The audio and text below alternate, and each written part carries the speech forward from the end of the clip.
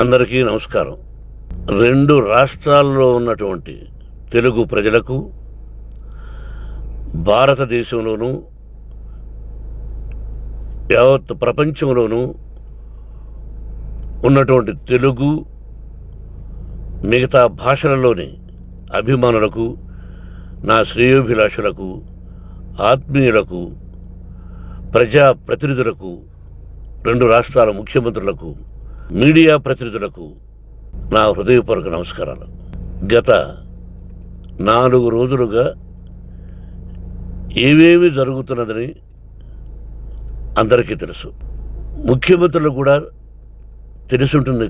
ఎందుకంటే వాళ్ళు ఎన్నో సమస్యలతో తలమునకలై ఉంటారు. కానీ ఎవరో ఆయన పర్సనల్ సెక్రటరీస్ చెప్పుండొచ్చు. నా హృదయంలో ఉండే ఆవేదన ఏమిటంటే, కుటుంబ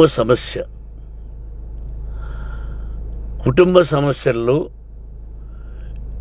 ఎవరైనా పర్మిషన్ లేకుండా ఇతరులు జోక్యం చేసుకోవచ్చా? మీరే ఆలోచించండి. 100కి 100% అనాల్సిన అవసరం లేదు. కనీసం 95-99% కుటుంబ సమస్యలు ఉంటూ ఉంటాయి.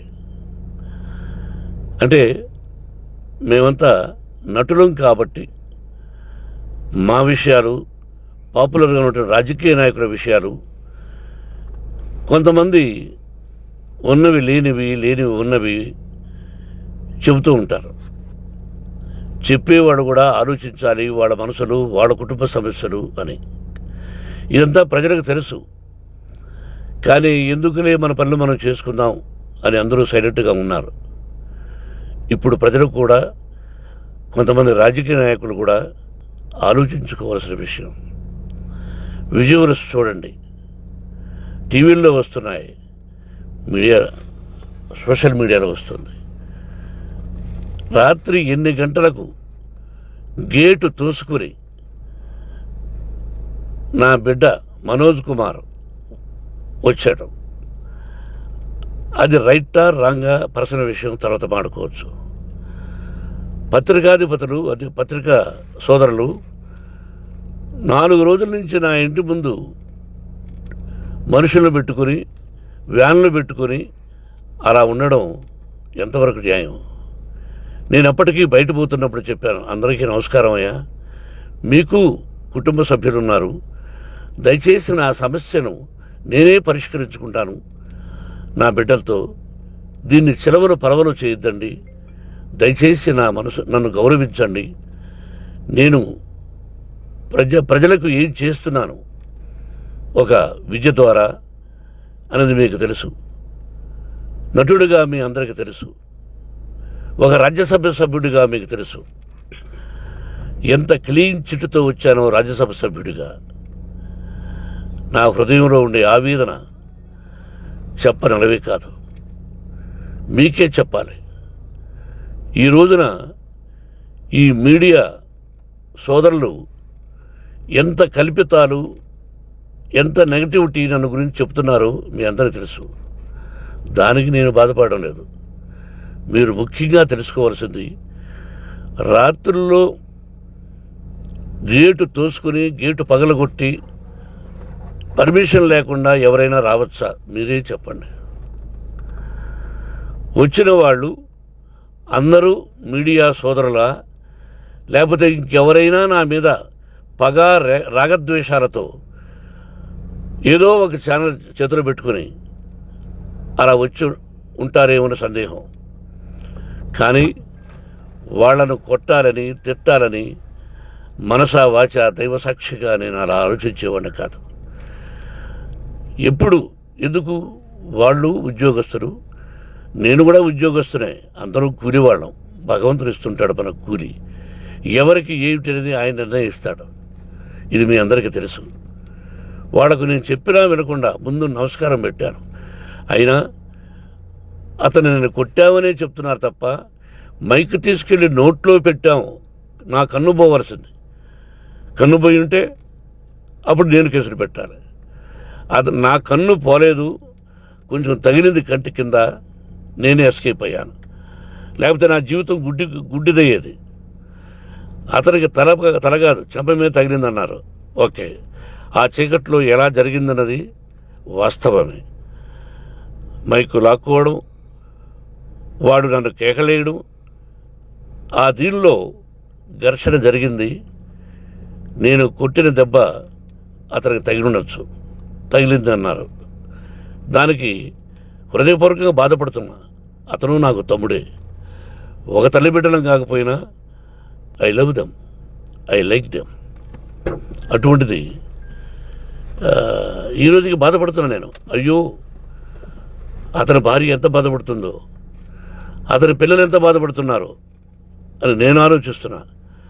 మరి నేనెంత ఆవేదనకు గురి హాస్పిటల్లో అయ్యానో. నటించింది సినిమాలో నటిస్తాను తప్ప నిజ జీవితంలో నటించాల్సిన అవసరం లేదు. నాకున్నది ఒకటి ధైర్యం, సాహసం, నీతిగా, న్యాయంగా, ధర్మంగా బ్రతకాలన్నది నా ఆలోచన. ఎందుకు కొట్టాలి?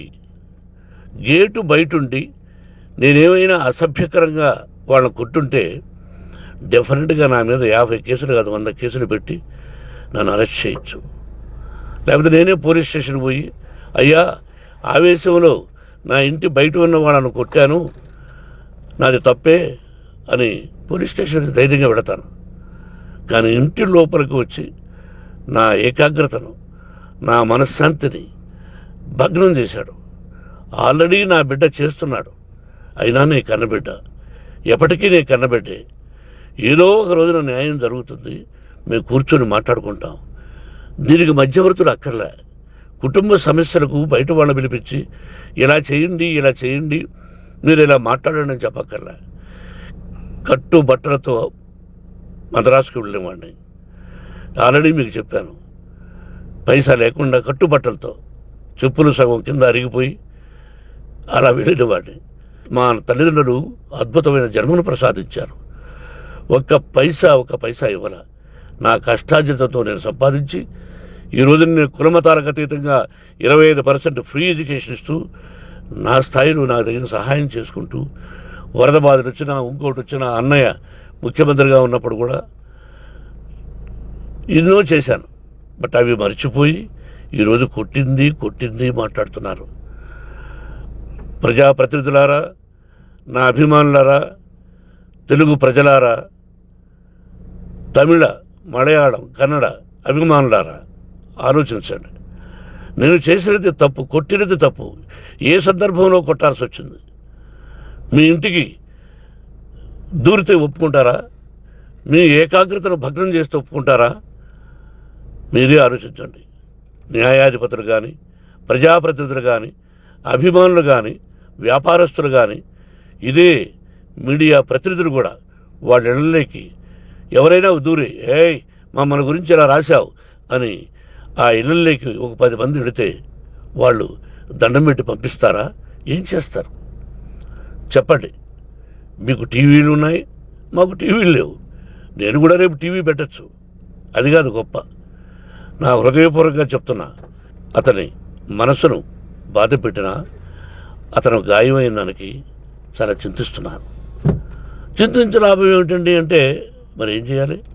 మీరు చేసిందంటే మళ్ళీ చెప్తున్నా, అసలు అతను నిజంగా జర్నలిస్టా కాదా అని ఆ చీకట్లో నాకు ఎలా తెలుస్తుంది? టీవీ 9 అని నాకు ఎలా తెలుస్తుంది? ఏదో ఒక కంటి మీదకి ఒక మైక్ వచ్చింది, దానికి అబక్కం లాక్కున్నాను. ఇది వాస్తవమే, అసత్యం కాదు. అది టీవీ 9, ఆ టీవీ 9 మైక్నే లాక్కోవాలి. అది ఏంటండి? నేనేమన్నా మూర్ఖుడినా? వాళ్ళందరూ నాకు కావలసిన వాళ్ళే. ఈ రోజున ఆ రజనీకాంత్, అతను కూడా ఎన్నో ఫోన్లు నేను చాలా సందర్భాల్లో మాట్లాడున్నాను. ఇట్స్ లైక్ మై సన్నా, లేకపోతే బ్రదరా, అలా ఉంటాం. మరి ఈ విషయంలో మాత్రం మీరు అందరూ అంటే మీరు చేసినది తప్పు అని మీరు ఒక్కరు అనలేదే. కానీ జర్నలిస్టు సోదరులు, ఒక ఆడపడుచు, దాదాపు ఒక 5-6 మంది ఆడపడుచులు, ఒక 5-6 మంది సోదరులు, వాళ్ళందరూ మాట్లాడారు. కొట్టడం తప్పైనా ఏ సందర్భంలో కొట్టవలసి వచ్చింది, ఇవన్నీ క్లియర్గా మాట్లాడారు. అవన్నీ మీరు చెప్పరు. కాబట్టి పైన భగవంతుడు చూస్తున్నాడు. పోలీస్ అంటే నాకు ఇష్టం. ప్రజలను కాపాడవలసిన బాధ్యత వాళ్ళది, రక్షణ కల్పించవలసింది.